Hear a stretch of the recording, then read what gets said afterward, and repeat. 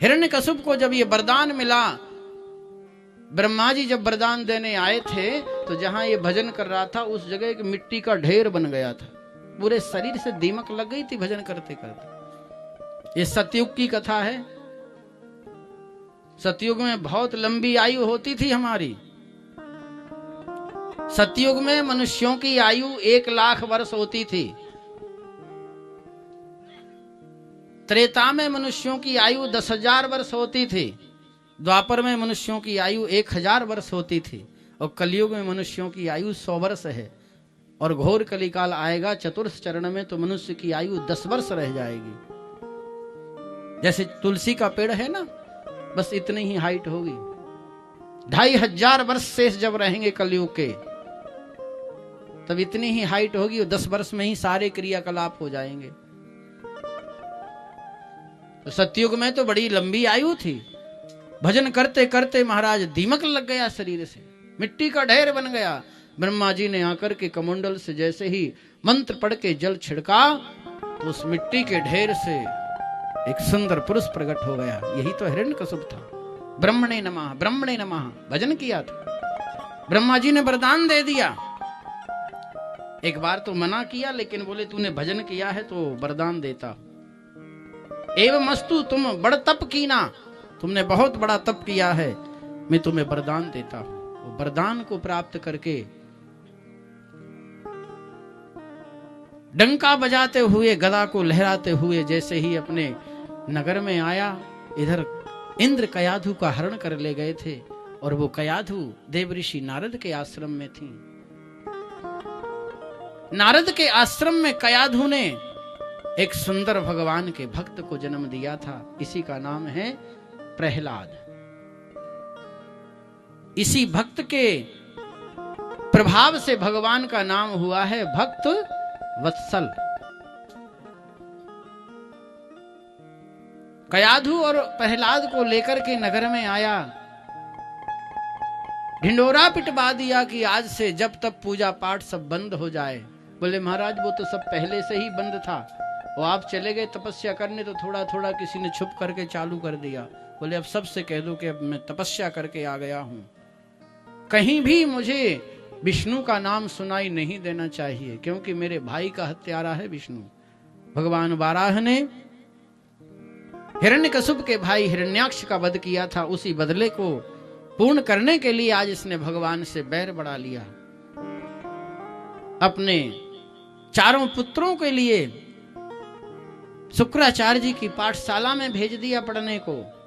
वो राक्षस विधि से शिक्षा देते हैं, सब बालक उस शिक्षा को ग्रहण करते हैं, लेकिन प्रहलाद उस शिक्षा को बिल्कुल ग्रहण नहीं कर पा रहा है। सूरदास कारी कमारी पे चढ़े न दूजो रंग, वहां कुछ नहीं हो रहा था।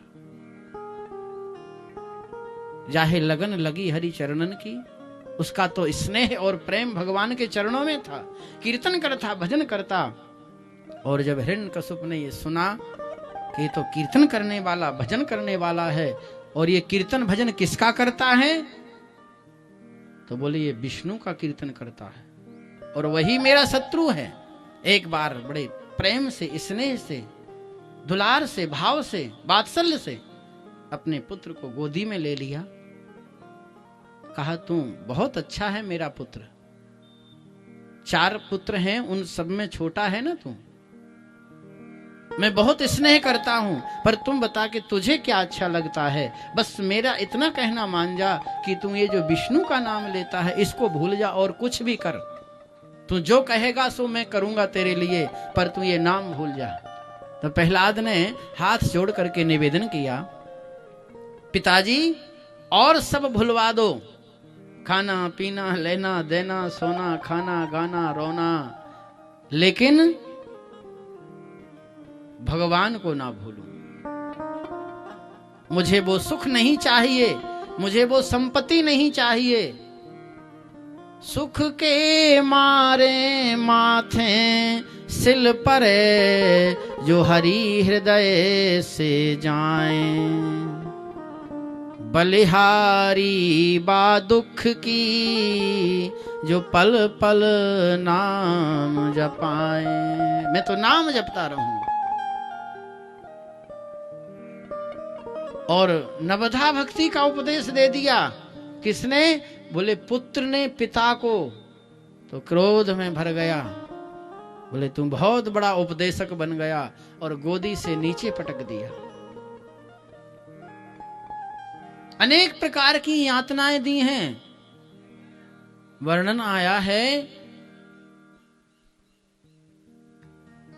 कि गले में फंदा डाल करके कुएं में डुबो देता है, तलवारों से मारा है, अस्त्र शस्त्रों से मारा है, हाथी के पैरों के तले दबाया है, सर्पों की कोठरी में बंद किया है, लेकिन कोई असर इस भक्त के ऊपर नहीं हुआ।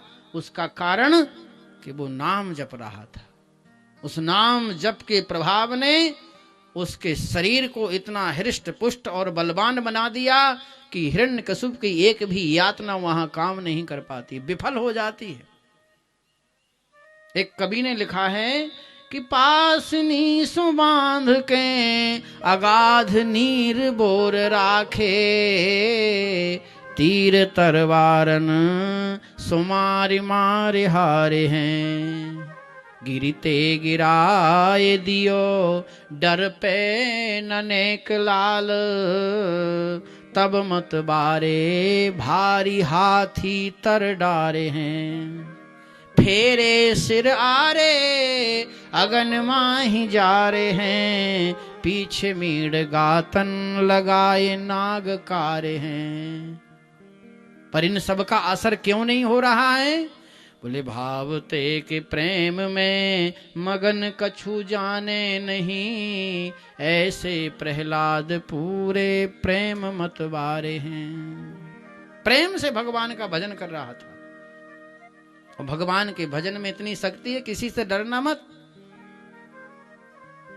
भजन करने को जो मना करें उसको अपना शत्रु मान लेना, और जो भजन करने की प्रेरणा देता हो उसको अपना मित्र और सर्वस्व मान लेना। उन यातनाओं का कोई प्रभाव नहीं पड़ा। हिरण्यकशिपु क्रोधित हो गया।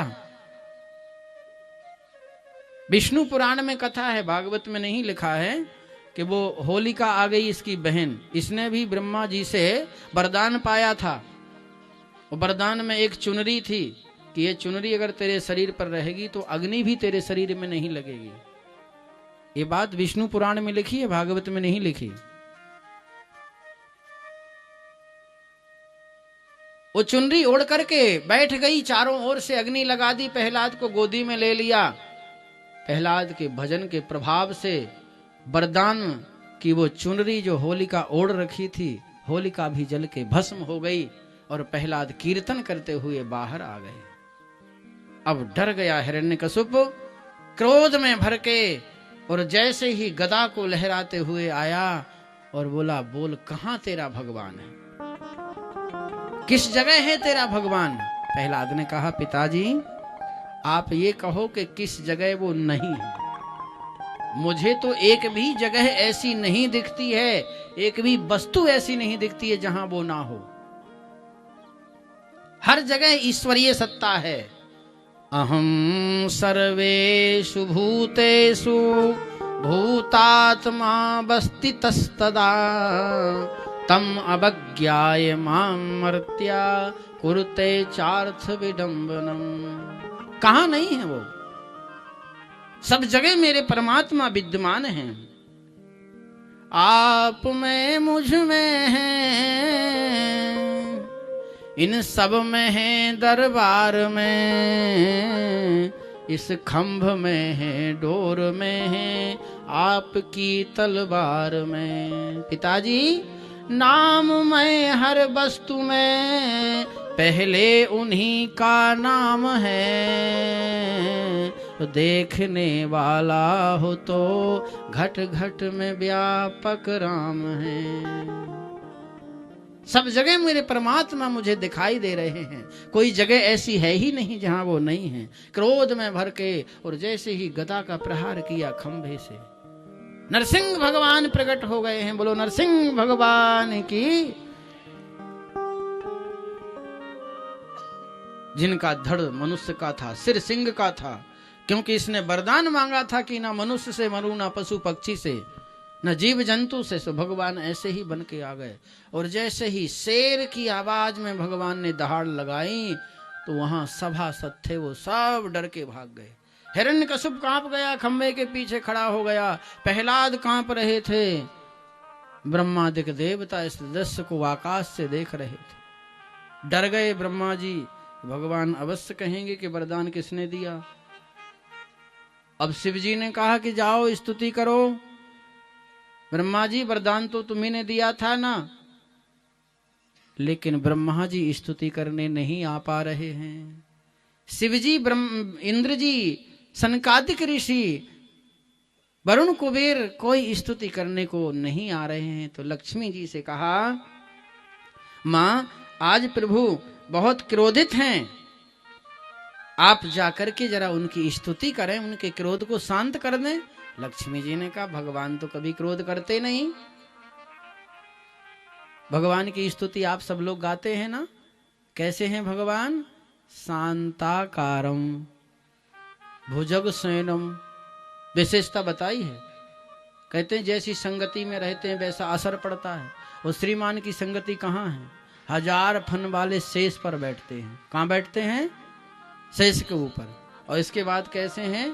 शांत हैं। विशुद्ध सत्वम तब धाम शांतम तपोमयम ध्वस्त रजस्तमस्कम।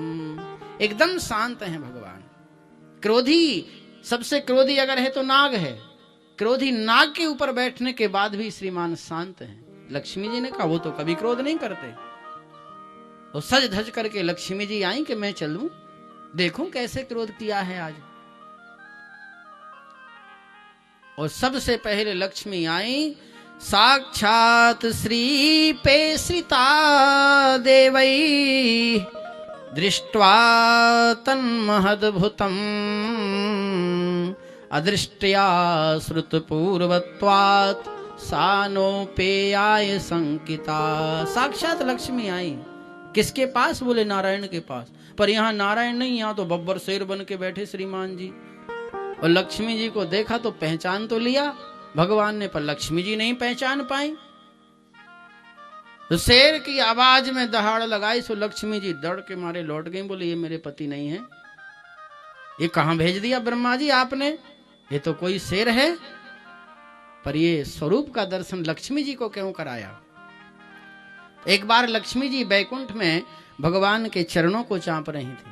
भगवान ने कहा, धीरे से दबाओ, दर्द होता है। लक्ष्मी जी के कितने कोमल हाथ, तो लक्ष्मी जी एकदम धीरे दबाने लगी।